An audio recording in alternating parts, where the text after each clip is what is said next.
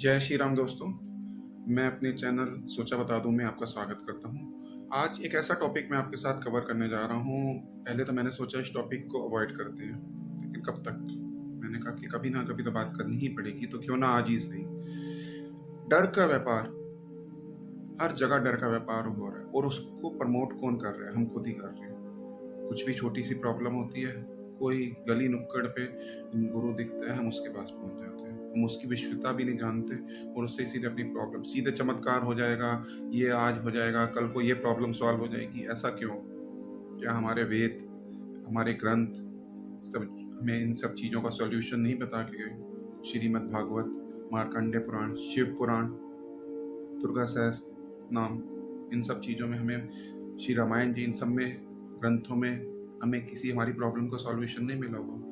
सब कुछ भगवान ने पहले ही हमें डिस्कस करके हमें ऑलरेडी सॉल्यूशंस बताए हुए हैं प्रॉब्लम के। अल्टीमेटली हमारी लाइफ में जो कुछ भी हो रहा है वो कर्मों के हिसाब से हमें फल मिल रहा है। वो कर्मों का भुगतान लेने में प्रॉब्लम ही क्या है? हमने ही कर्म किए ना। हम 10 नंबर का पेपर में लिख करके आए हैं तो 10 ही नंबर मिलेंगे। हम क्यों एक्सपेक्ट कर रहे हैं कि पेपर हम 10 नंबर का लिख के और हमें 100 नंबर मिल जाए? ऐसा चमत्कार क्यों हम उम्मीद करते हैं? फिर भी मैं ये नहीं कह रहा कि आप किसी गुरु के पास मत जाएं, क्योंकि शास्त्रों में भी लिखा है कि तरने के लिए तो गुरु की आवश्यकता पड़ेगी, पर उसकी विश्वसता तो जान लें। सबसे बड़ी प्रॉब्लम है कि उनके पास हम अपनी घर की बेटियों को, बच्चियों को समर्पित कर देते हैं।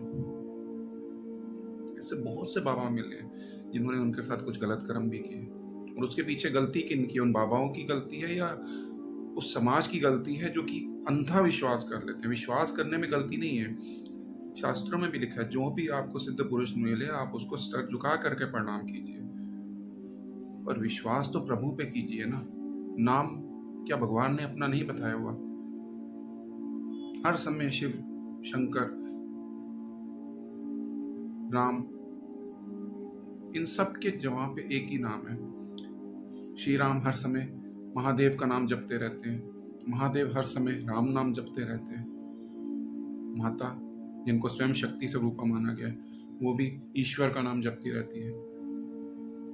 तो हम ही क्यों बाबाओं के चक्करों में पड़े? पहले गुरु को, पहले उसकी विश्वसता तो जाने, फिर ही उसके बाद हम उसके पास जाएं। जानने में प्रॉब्लम नहीं है, माथा टेकने में प्रॉब्लम नहीं है। यहाँ पे भी कोई सिद्ध पुरुष मिले, महात्मा मिले, गुरु मिले, आप उसको प्रणाम करें, बिल्कुल प्रणाम करें, कोई उसमें प्रॉब्लम नहीं है। पर उनके ऊपर अपना सब कुछ न्यौछावर कर देना बिना उनकी विश्वता को जाने, और पहली बात तो आप खुद ही डायरेक्ट बात कीजिए ना। गुरु ग्रंथ साहिब की को गुरु गोविंद सिंह ने अपने बाद गुरु की उपाधि पर रख दिया था। सिख हमेशा गुरु ग्रंथ साहिब को ही अपना गुरु मानता है। गुरु गोविंद सिंह ने जब मुक्ति में गए थे, मुक्ति द्वार में, तो उसके बाद उन्होंने हमेशा से ही बस गुरु ग्रंथ साहिब से ही अपनी हर आज्ञा मांगी है सिखों ने। पर हम क्या करते हैं? हमारे पास किसी चीज़ की कमी है? हमारे पास श्रीमद् भागवत है, हमारे पास गीता है, जिसमें श्री कृष्ण ने स्वयं बोला है कि मैं ईश्वर हूँ, उस आपकी और हमारी सारी प्रॉब्लमों का सॉल्यूशन बताया है। 18 अध्याय पढ़ो तो, समझो तो। श्री रामायण के अंदर एक भगवान ने पूरी पूरी प्रॉब्लम बोल दी है कि क्या प्रॉब्लम्स हैं, कैसे हो सकता है। समझने की बात है, हमारा इसको चाहिए शॉर्टकट, जो कि सही रास्ता नहीं है। हम लोग समय ही नहीं देना चाहते हैं। मार्कंडे पुराण, जिसमें श्री मार्कंडे जी ने माता की उपनिषदों के बारे में पूरा पूरा व्याख्यान किया हुआ है। शिव पुराण, जिसमें कि हमारे आने वाले जन्म, पिछले बीते हुए जन्मों का पूरा व्याख्यान लिखा हुआ है। लेकिन हमारे इसको प्रॉब्लम है, हमें शॉर्टकट से प्यार है। हम लॉन्ग टर्म में जाना ही नहीं चाहते। लॉन्ग टर्म भी नहीं है, ये सही रास्ता है। ये सही रास्ता है, इसमें आप किसी भी उपाय को चूज कर लीजिए,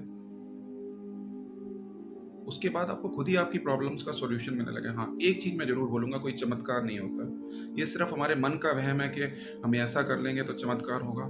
ईश्वर का नाम सिर्फ कवच का काम करता है। प्रॉब्लम्स आएंगी, जो हमने किया है उस कर्मों के अनुसार में वो भुगतना पड़ेगा। प्रॉब्लम्स तो आएंगी, ईश्वर का नाम कवच का नाम काम करेगा। हाँ, ईश्वर का कई कई बार चमत्कार वो कर देते हैं जिससे हमारी आने वाली प्रॉब्लम्स खत्म ही हो जाती है, या बहुत छोटे में हमें उसका भुगतान करना पड़ता है। तो क्यों ना हम ईश्वर पर विश्वास करें। 51 शक्तिपीठ है, 12 ज्योतिर्लिंग है, राम जी के मंदिर हैं, विष्णु के जी के मंदिर हैं, बद्रीनाथ, केदारनाथ, क्या ये आज के मंदिर है? तिरुपति बालाजी आज के बंद मंदिर है? ये किसी आजकल किसी बीजेपी या किसी कांग्रेस या किसी भी अन्य पार्टी ने तो नहीं बनवाए ना। ये तो पता नहीं सहस्त्रों वर्ष पहले के मंदिर हैं। फिर भी इसमें आप जा कर के किसी से क्यों मध्यस्थता चाहते हैं? आप स्वयं क्यों नहीं बात करना चाहते? आप चाहते हैं आपको कोई वहाँ पे जवाब दे। ऐसा क्यों? आप खुद जाइए, बात कीजिए। अगर आपकी प्रॉब्लम भगवान को ठीक लगेगी तो सॉल्यूशन दे देगा। आपके घर में आपका बच्चा अगर आपसे कहता है कि मेरे को आइसक्रीम चाहिए, आज उसको जुकाम लगा हुआ है, आप उसको आइसक्रीम प्रोवाइड कर देंगे? नहीं ना। आप कहेंगे नहीं, अभी इस समय इसको जुकाम लगा हुआ है, जब इसकी तबीयत ठीक होगी तब हम इसको आइसक्रीम दे देंगे। एक आइसक्रीम क्या, हम इसको डेली आइसक्रीम खिला देंगे। तो वेट कीजिए, भगवान अगर आपको कोई आपकी प्रॉब्लम का सॉल्यूशन नहीं दे रहा तो उसके पीछे आपकी कोई भलाई होगी, पर विश्वास तो करो। डायरेक्ट बात करो, कुछ भी रास्ते को चूज कर लो। चाहे आप माता के मार्ग पे चलें, चाहे हम लोग शिव को अपना इष्ट मान लें, चाहे विष्णु को इष्ट मान लें, राम नाम को जप लें, चाहे श्री कृष्ण को हम अपना इष्ट मान लें, पर क्यों किसी भी राह चलते को ही उसके हिसाब से हम चलने लग जाते हैं? आप मेरे हिसाब से भी मत चलिए। मैं ये नहीं कह रहा कि आप मेरे हिसाब से चलिए, मैं कोई गुरु महात्मा नहीं हूँ। मैं अपना सिर्फ अपना जो मेरे को व्यू है, मैं अपना व्यू दे रहा हूँ कि जो शास्त्रों में हमारा लिखा है, हमारे को गुरु की आवश्यकता है तरने के लिए, पर गुरु की विश्वसता जाननी जरूरी है। जब तक हमारे को गुरु के ऊपर विश्वसता नहीं होती, तब तक हम उसको गुरु मत बनाएं। हम उसको एक महात्मा के रूप में प्रणाम करें, उसके बाद हम उसकी विश्वसता जानते हैं तो उसके बाद हम उसको अपना गुरु मान सकते हैं। फिर भी घर की बहू बेटियों को उनको समर्पित करना या छोटे छोटे बच्चों को उनको समर्पित करना, मैं यही कहूँगा, ये सही नहीं है। आप स्वयं ईश्वर का नाम दें और गुरु से नाम लें और उसके बताए हुए नियमों का पालन करें। सिर्फ गुरु को दान देना, ये सब चीज़ें देखिए सेकेंडरी है। वो दान देने से कोई प्रॉब्लम नहीं, और उससे आपको जो अगर नाम लेने से सही जब मिल रहा है तो आप एक सही राह पे चल रहे हैं। फिर भी पहले जो मार्ग चूज करें वो करें हमारे ग्रंथों का। चाहे आप किसी को भी उठा के देख लें, किसी को भी अपना इष्ट मान लें। वो श्रीमद् भागवत भी हो सकती है, रामायण जी भी हो सकती है, गीता भी हो सकती है, मार्कंडेय पुराण भी हो सकता है, शिव पुराण भी हो सकता है। किसी भी देव को अपना इष्ट मान ले। भगवान सर्व जगह है, सब जगह है, कहीं उनको ढूंढने की आवश्यकता नहीं है। अगर आप सोचे कि आज ही आपके साथ चमत्कार हो जाएगा, वहां पे भगवान बैठे हैं 4 गली छोड़ करके या 200 किलोमीटर दूर या 2000 किलोमीटर दूर, वो आपको केवल एक पागल बनाया जा रहा है। मन चंगा तो कसौटी में गंगा। फिर भी भगवान के धाम में जाने से हमारे पापों का फल थोड़ा सा कम होता है, और हमें सबसे बड़ी चीज़ जो मिलती है वो मिलता है विश्वास, जिससे पैदा होता है कवच। जब तक आपका विश्वास ही नहीं है ईश्वर पे, तो आपको क्या चमत्कार मिलेगा? पहले विश्वास तो करो, फिर उसके बाद आप चमत्कार का वेट करो। जब विश्वास होगा तो विश्वास मानिए, आने वाली विपदा आपको कब बीत जाएगी पता भी नहीं चलेगा। इसलिए मैं आपसे हाथ जोड़कर विनती करता हूँ, अपने घर की बच्चियों को, बेटियों को, छोटे छोटे बच्चों को किसी भी व्यक्ति को समर्पित करने से पहले उसकी विश्वसता जान लीजिए, बल्कि मैं कहूँगा समर्पित मत करें। घर में रखें उनको। आ, वैसे आप समर्पित कर सकते हैं कि हम गुरुजी हमारा सर्वस्व आपको समर्पित है, लेकिन उनके चरणों में एज सच उनको बच्चियों को छोड़ आना वो सही नहीं है। आप पहले हमारे जो ग्रंथ हैं उनको पढ़ें, उनको समझें, उससे आपको अपनी प्रॉब्लम के सॉल्यूशन खुद ही मिलने लग जाएंगे। गीता श्रीमद् श्री गीता जी में 18 अध्याय में भगवान ने सब कुछ बताया हुआ है।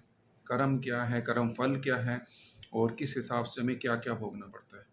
पर हमें चाहिए शॉर्टकट। उन शॉर्टकट को छोड़िए, श्री रामायण जी में भी सारे प्रॉब्लम का सॉल्यूशन है, श्रीमद् भागवत में, शिव पुराण, श्री मार्कंडेय पुराण, इन सब में सारी प्रॉब्लम का सॉल्यूशन है। इन सब रास्तों में चलें और उसके बाद अपनी प्रॉब्लम को खुद ढूंढें। ईश्वर के नाम में विश्वास करें, ईश्वर का नाम खुद ढूंढें। कुछ ढूंढना नहीं है, सब कुछ है पहले ही, राम नाम लिखा हुआ है। किसी को भी अपना इष्ट मान लें। मैं किसी को प्रमोट नहीं करने यहाँ पे आया, आप किसी को भी अपना इष्ट माने। उसके बाद उस जप को पढ़ने के बाद आपको अपने आप ही अपनी प्रॉब्लम के सॉल्यूशन मिलने लग जाएंगे। अगर आप फिर भी नहीं कर सकते तो अच्छे कर्म करें, वो जितना प्रभु का नाम ले सकते हैं और उस हिसाब से आप अपने कर्म करते रहें। आपको धीरे धीरे आपकी प्रॉब्लम खुद ही सॉल्व होने लग जाएंगी।